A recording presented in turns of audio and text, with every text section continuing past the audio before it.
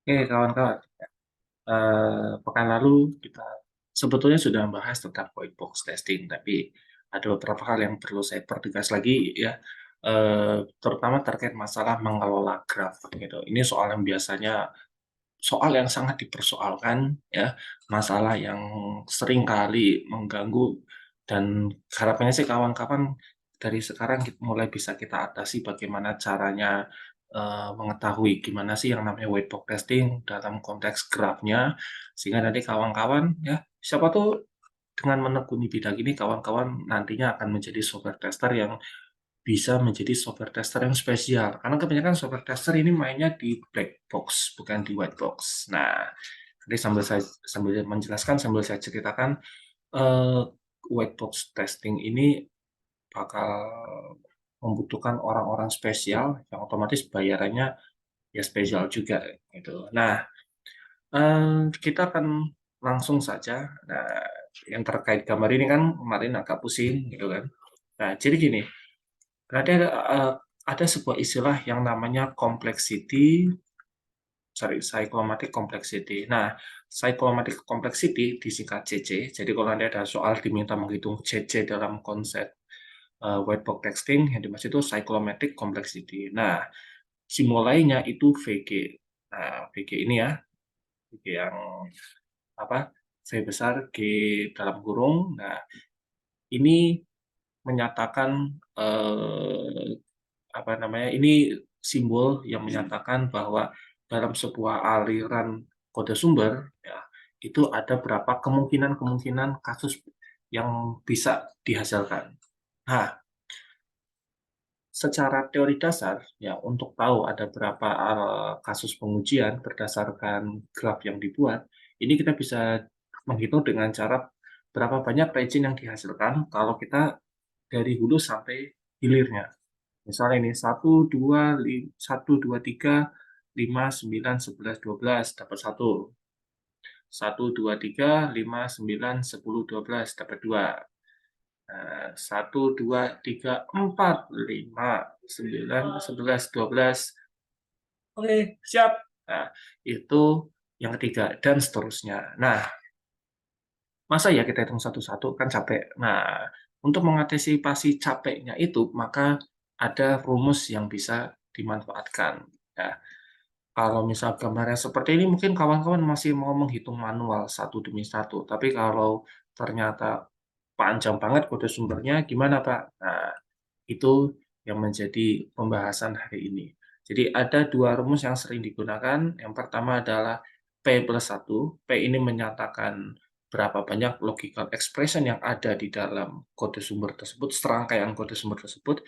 Nah, walaupun untuk yang rumus kedua ini pendek, tapi banyak yang sering kepleset. Nah, kenapa sering kepleset? Karena nanti ada pembahasannya sendirilah kenapa. Nah, yang kedua, ini kita hitung berapa banyak edge-nya dikurangi jumlah node-nya ditambah 2. Ya, kita bahas satu demi satu ya. Pertama, dari sudut pandang rumus yang kedua. Ya, rumus yang kedua, saya berikan sebuah kode sumber. Nah, ini kode sumber dalam Python untuk kawan-kawan bisa menghitung, untuk menentukan ini bilangan ganjil atau bilangan genap. Nah, gini, untuk rumus yang pertama, P apa namanya, P plus 1, jadi kita harus mencari logical expression-nya yang mana. Nah, logical expression-nya untuk yang, kode sumber sepanjang ini, warnanya jangan hijau, biar bisa dibedakan, kasih warna ungu lah ya. Nah, kode sumber sepanjang ini, nah, logical expression-nya sebetulnya itu cuma yang ini. Loh Pak, bukan yang else ya Pak, else nggak dihitung, enggak. Gitu. Logical expression-nya itu hanya yang apakah bilangan tersebut kalau dimodkan 2 sama dengan 0. Hanya itu saja.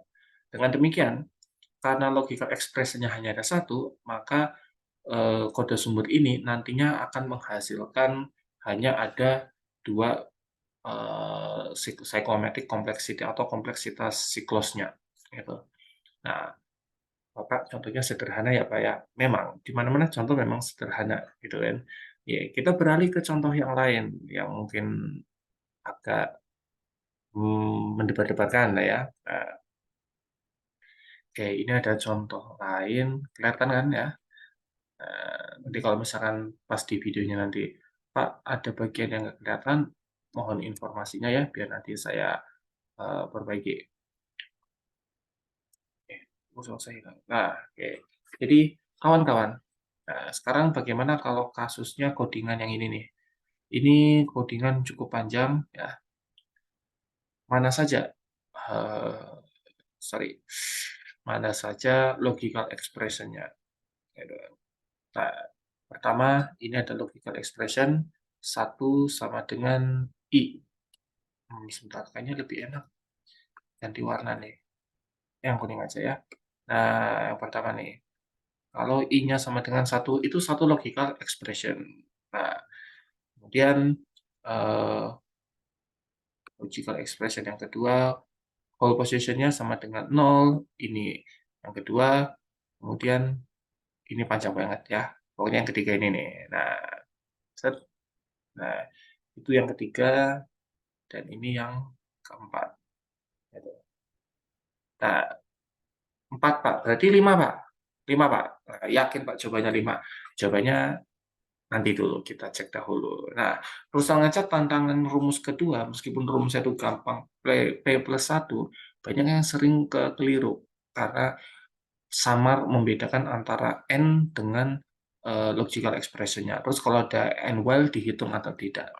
Nah, karena itu salah satu pendekatan yang justru lebih banyak orang gunakan, ya, lebih banyak orang gunakan, itu malah yang ketiga tadi, rumus yang garis paling bawah, yaitu H dikurangi not. Nah, masih ingat H kurangi not, kemudian plus 2. H not, apa ya H sama not? Nah, kalau bingung lihat aja di sini keterangannya H sama not ya. Not itu ada bulat-bulatnya tuh, not. Nah, jadi menandakan kalau not itu ngomongin yang bulatan-bulatannya. Sedangkan kalau H ya garis yang menghubungkan antar notnya. Nah, sedikit tips. Terus kalau kita membedakan antara dua istilah mirip susah, ya nggak apa-apa sih. Kan kita bisa ngapalin bentuknya. Gitu. Jadi cerdik-cerdik lah. Nah, gimana Pak kalau cara menghitung menggunakan apa namanya? Menggunakan yang not, Pak? Ya tentu saja kita gambar terlebih dahulu. Nah, tapi sebelum kita gambar terlebih dahulu, kita coba belajar dari yang sudah ada gambarnya. Nah, kawan-kawan yang sudah ada gambarnya ini, nah, sekarang coba kita cacah satu demi satu ya. Pertama kita hitung H-nya. H-nya ada berapa? Ada 1, 2, 3, 4, 5. Banyak kecil ya. 6, 7, 8, 9, 10, 11, 12. Oke, guys. Guys, bahasa udah kayak YouTuber ya. Jadi, H-nya ini ada 12. Nah, sekarang kita hitung not-nya. Not-nya ada 12 H. Nah, ini yang sering banyak yang keliru nih. Nah, jadi kawan-kawan, jangan mengira ketika sebuah not itu ada angkanya, maka kita tinggal ambil angka yang paling bawah. Itu gampang kepleset. Kenapa gampang kepleset? Ini contoh yang bagus. Di sini kalau kawan-kawan lihat, 6 sampai dengan 7 ini digabung jadi satu nih. Not 6 sampai 7 ini digabung jadi satu. Loh Pak, boleh ya Pak not digabung? Boleh saja.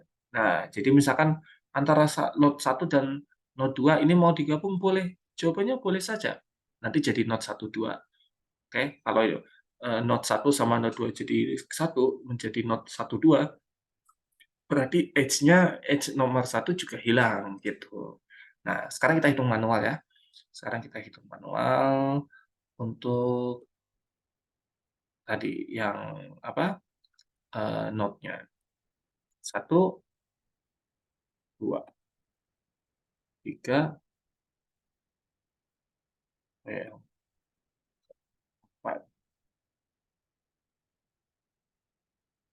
5, 6, 7, 8, 9, 10. Nah, ada 10 kawan-kawan. Nah, kenapa ada 10? Kalau kawan-kawan cermati, 6 sama 7-nya digabung. 8, ada nggak not 8? Tidak ada. Jadi hati-hati dengan jebakan Batman. Oke, tadi notnya berapa? Notnya ada 10. Nah, kalau kita pakai rumus ya, E dikurangi N plus 2 berarti E-nya 12, dikurangi N10 berarti 2, ditambah 2, 4. Nah, jadi dari gambar yang kelihatannya rumit ini, cyclomatic complexity-nya itu besarnya ada 4. Jadi, maksudnya 4 ini gimana? Ada 4 test case yang bisa dihasilkan dari sini. Mulai dari 1, ya, not 1, 2, 3, 5, 9, 11, 12, 1, 2, dan seterusnya, dan seterusnya. Jadi total ada 4. Nah, walaupun itu nanti kawan-kawan juga harus cross check lagi gitu kan. Nah, sampai di sini semoga bisa menjelaskan. Nah, sekarang tantangannya kalau node-nya sudah ada, tinggal dihitung E-nya berapa, N-nya berapa, terus plus 2. Gampang gitu, gampang. Ya, agak hati-hati sih ngomong gampang, siapa tahu kita ketelingsut ya. Nah, sekarang bagaimana kalau yang terjadi belum ada kode sumbernya, tapi masih belum ada grafnya, tapi baru kode sumber. Nah, ini yang kita coba kerjakan sama-sama.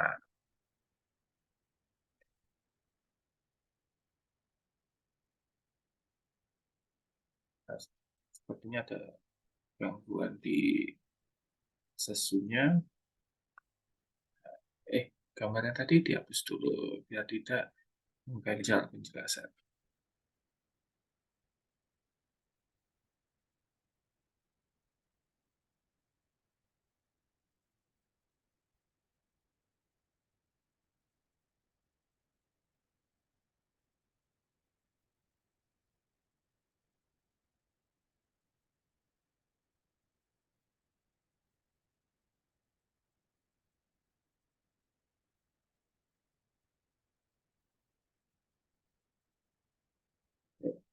Sekarang coba kita beralih ke sini.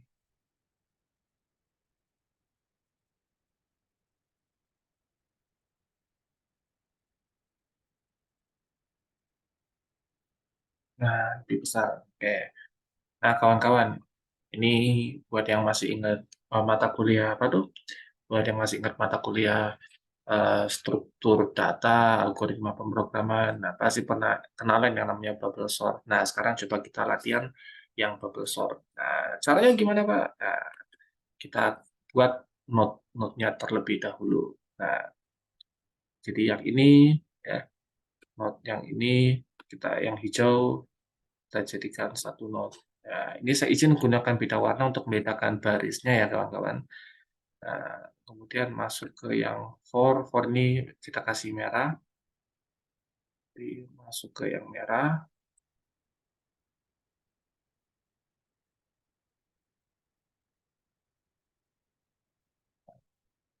Kemudian di dalam for ini ada for lagi. Kita ganti warna ungu misalnya. Nah, masuk ke sini. Nah, di sini if. Nah, kebetulan hanya ada satu nih. Nah, masih enak gitu kan. Nah, satu, kemudian yang swipe through. Sebentar nih ukurannya kayaknya seperti kurang proporsional. Nah, oh, kemudian ini ada and if, kemudian balik lagi and for.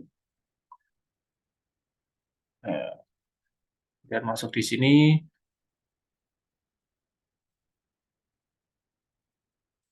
biru, biru, biru.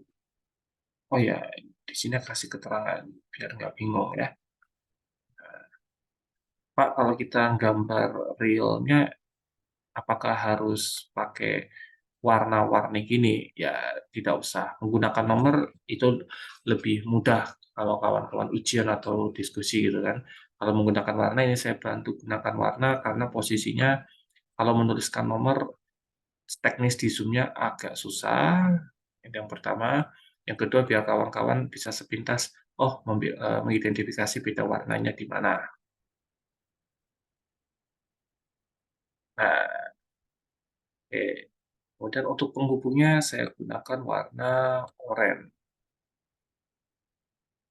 Nah, jadi mulai dari loop, masuk ke sini, dari for, saat masuk for, dari for nanti masuk ke swap, swapet, nah, dari swap kemudian masuk ke for lagi di dalamnya, kemudian nanti masuk ke dalam if-nya, kemudian nanti dari if-nya masuk ke dalam swap, kemudian swap true-nya, kemudian setelah itu masuk ke dalam end if-nya.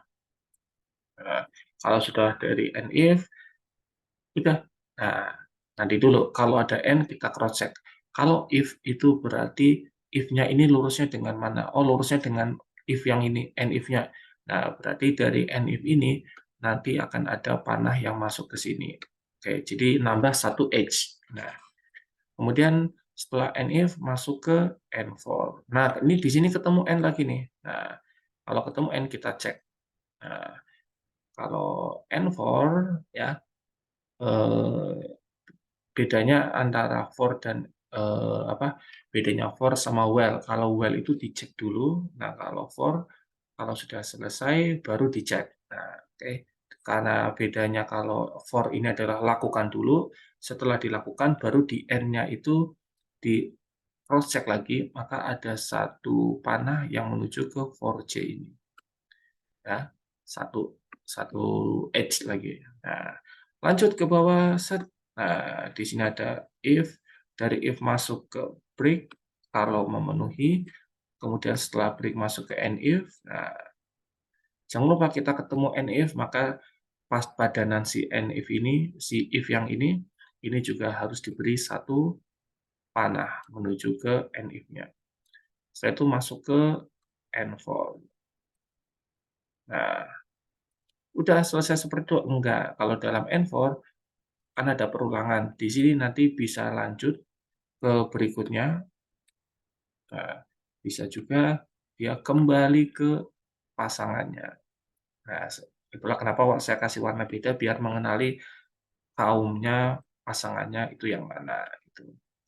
By the way, ini maaf tadi ada yang terlewat ya, saya beri warna jingga di sini. Nah, ini untuk yang end prosedurnya. Oke. Pak, boleh nggak Pak yang mana ya?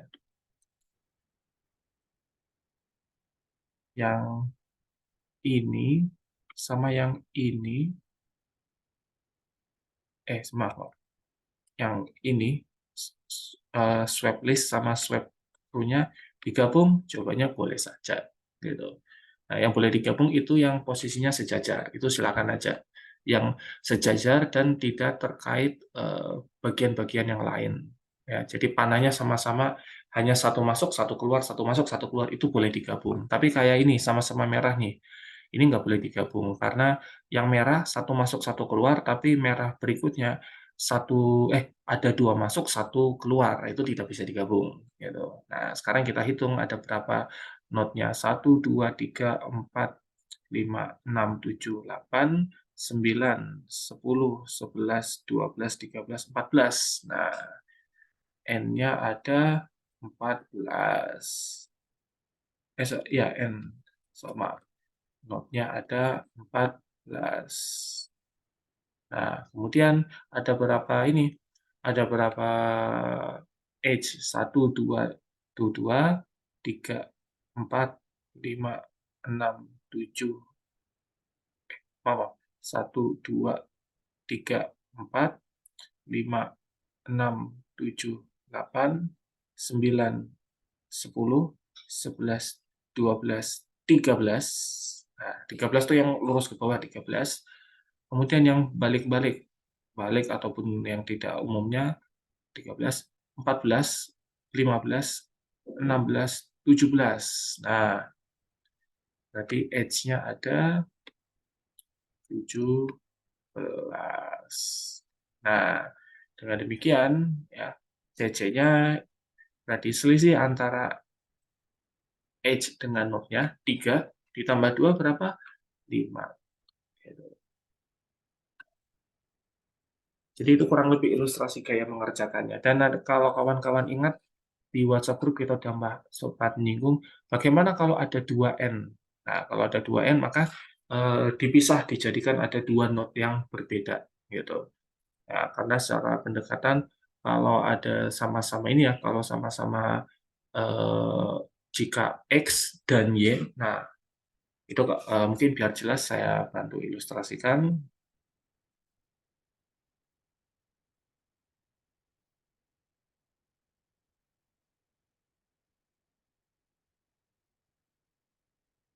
Oke, misalkan kita ada codingan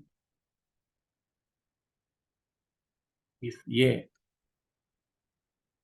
and sorry, if X and Y,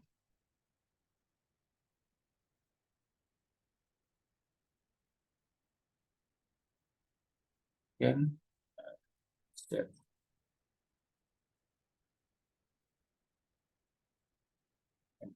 Nah, seperti ini kawan-kawan. Banyak yang mengira kalau ada if, satu baris if itu hanya dihitung satu, jawabannya enggak juga gitu. If-nya iya, if-nya iya kita hitung sebagai satu node, tapi kita perlu ingat bahwa di sini kan sebetulnya if and if if x and y ini kan sebetulnya terdiri dari dua ketentuan.